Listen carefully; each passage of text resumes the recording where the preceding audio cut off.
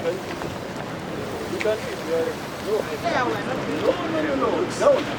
When we go in front, we are going to actually. We are charging them for services, which is roads, electricity, water, and sewage, but we are not providing those services, and so they couldn't. And then we had a premium of $80,000 per acre of land, and we're charging them.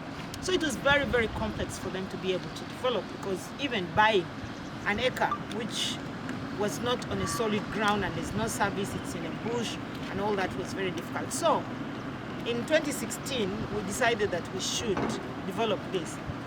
You all do remember that we had other financiers, we had World Bank that had wanted to finance this project, and they pulled out.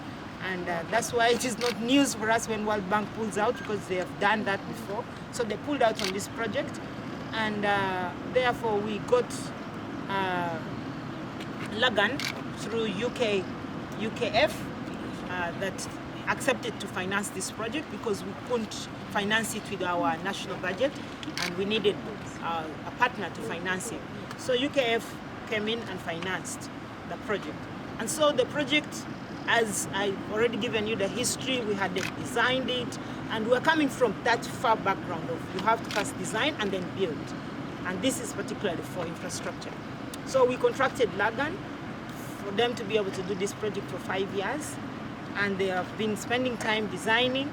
But at the time Lagan came in, many investors had already put now their factories, and they had demarcated their areas.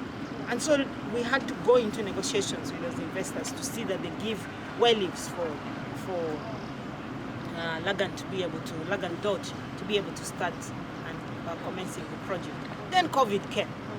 So why we're here today is that everyone is asking us the question. This is a loan which is like 215 million euros, and we have to get the project done. So all eyes are on Namanve, because out of the facilities that the services that we'll be providing, we'll have to pay the loan. And so we are left with 1 year to finish this project.